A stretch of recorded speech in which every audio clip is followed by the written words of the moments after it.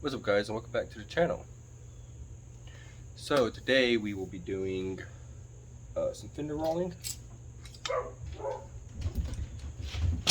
and I don't really have much to do because I've done it years ago with a rubber mallet and it came out just fine.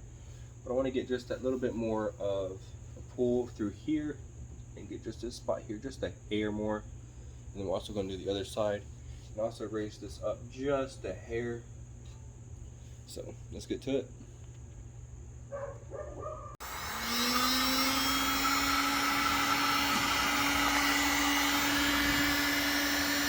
Want to hit that corner.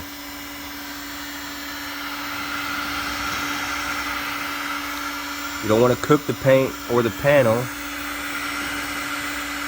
You want to get it nice and warm. I'm even going to take, since this one's already rolled, I'm even going to take, kind of hit it from the back. Pause.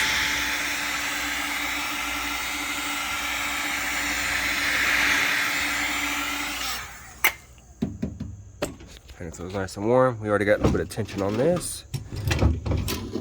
And it's loose, so you just tighten it. You feel a little bit of tension, you see the panel move just a hair. And just keep your panel warm. Just little moves, nothing crazy.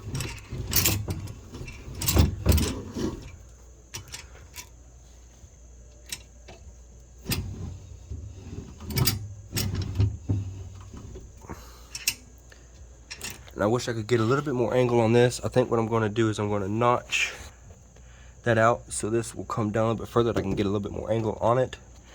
But until then, this would, I believe, help with, it's a very mild scrub when I hit corners at a good speed.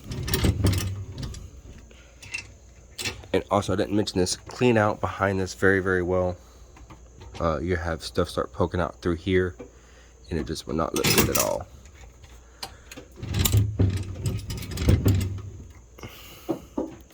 Panel is starting to get cool. Let's get a little bit more heat in it.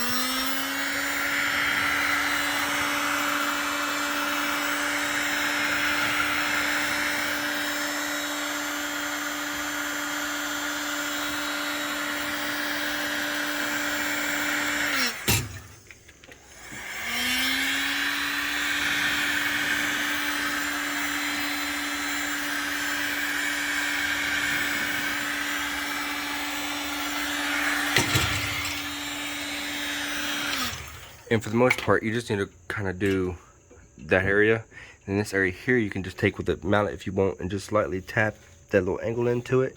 You can even leave this a little bit flat, but this is, as you can tell, just very slightly bent in. Because up here is where the wheel travel is. So before we use any more heat, we're going to get another.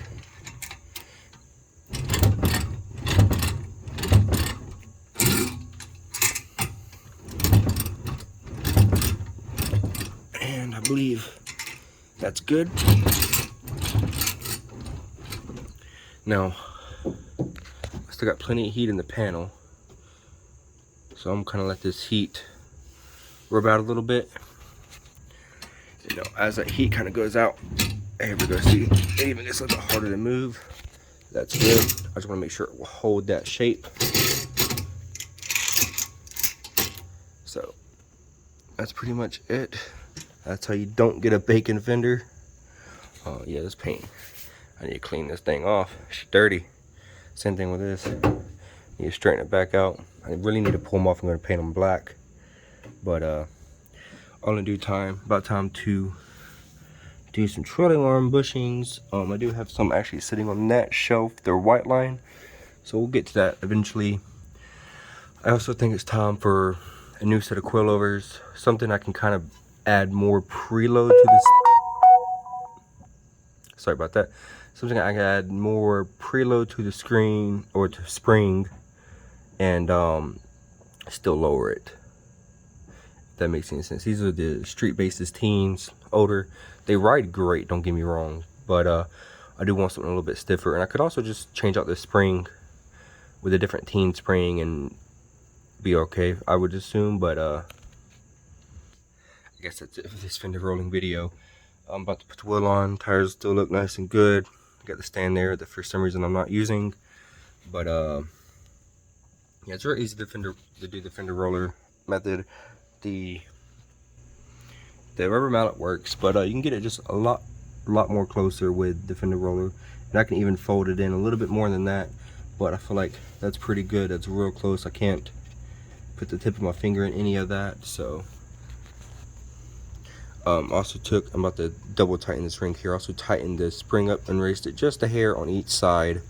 I'm talking not even probably 1/8 of an inch on each side, just enough to get a little bit more tension in the spring was the thought behind it, especially once the car gets sitting down. So this short little 5-minute video is gone. I'm out.